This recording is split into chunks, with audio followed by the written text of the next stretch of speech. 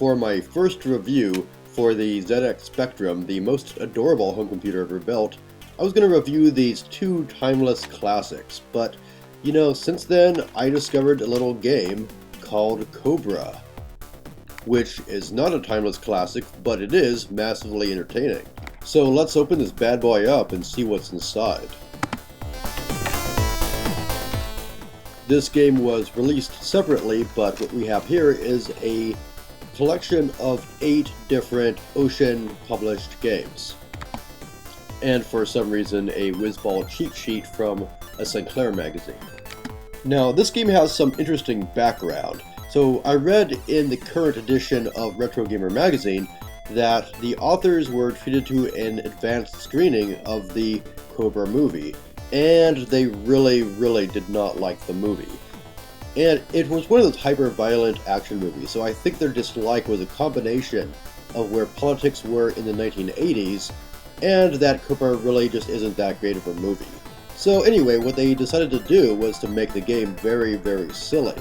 So, for instance, use headbutt feature to defend yourself and collect limited weapons, hidden inside beef burgers that thwart the attack. But beware, each weapon only lasts a short while. And this isn't even the silliest aspect of the game.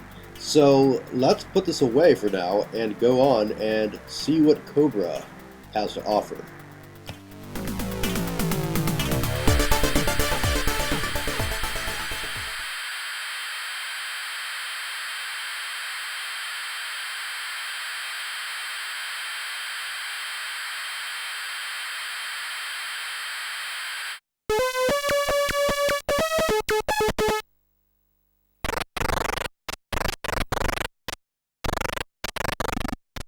Okay, so every level of Cobra has 4 objectives. First, you have to get all the hamburgers, which means getting all the weapons. You have to clear out all the enemies.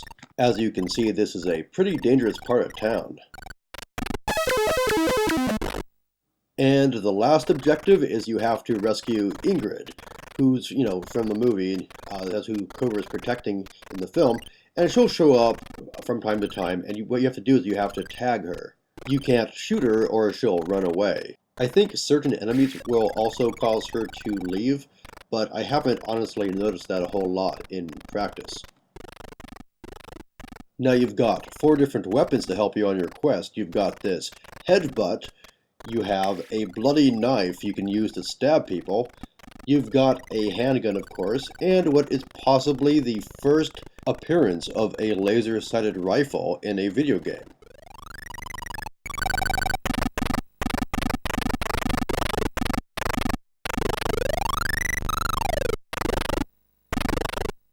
And when you hear that sound, it means Ingrid is nearby, and you should probably go and tag her, so she'll follow you closer behind.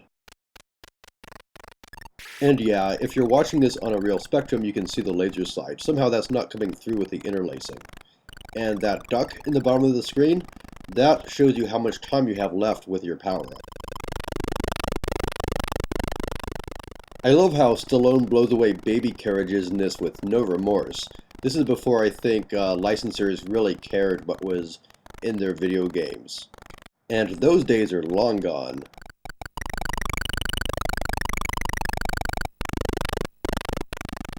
One thing you want to learn to do in this game is prioritize your power-up pickups, because each hamburger has a different weapon, and there are 4 per level, 1 for each power-up. So you gotta pace yourself and, you know, figure out when it is you want the knife, when it is you want the machine gun, you know, whatever. And that adds a little bit of strategy to the game, but I have to say, overall, even though it's a really fun game, there also is not a whole lot of depth. You know, there's no real scoring system to speak of. So you never really have that sense like, oh, I beat level 1, but I want to play level 1 again to see if I can do even better at it. Which might be okay if the game were that long, but it's really only a 3-level game and then it repeats. Although it is quite a difficult game, so getting to the end of those 3 levels will take some doing. Another issue I have with it is that every level really is pretty samey, and it doesn't help that all the enemies were already present on the first level. So the game really shoots its wad early on.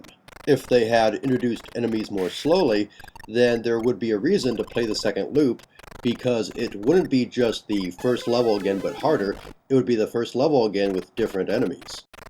But the enemies they do have are really well patterned, and they telegraph their more dangerous moves pretty well. The collision detection is also quite good, with small hitboxes, and the enemies, if you're on a different level, they can't hit you even if you overlap. So, you don't have those issues where you think you're safe and instead you're hit. Truth be told, a lot of games from this era mess that up pretty badly.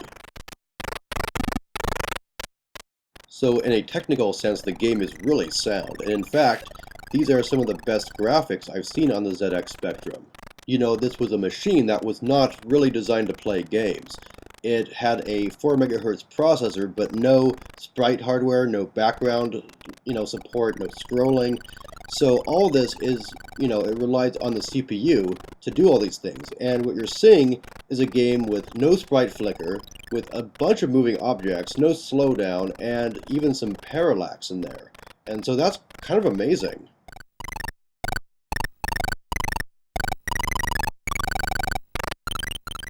It also sounds pretty good as systems without sound chips go. Yeah, all the sound effects rely on the CPU as well, so it can push or pull the speaker, and it has to do that between frames of the game.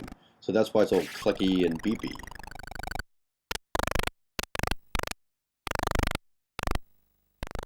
Now watch me totally go on a rampage and earn an extra life.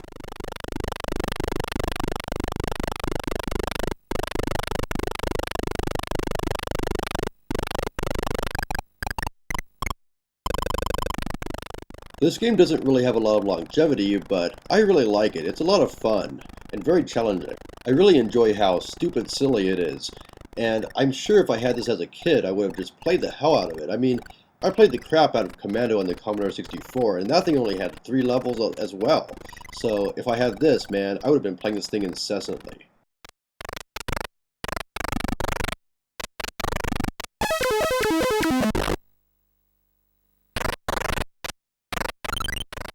I died, so, now I'm back to the headbutt.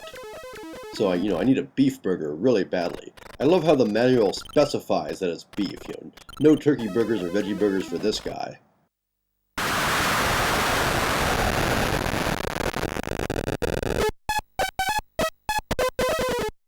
And that's game over, or game under as this says. So you enter your name and it says the morgue.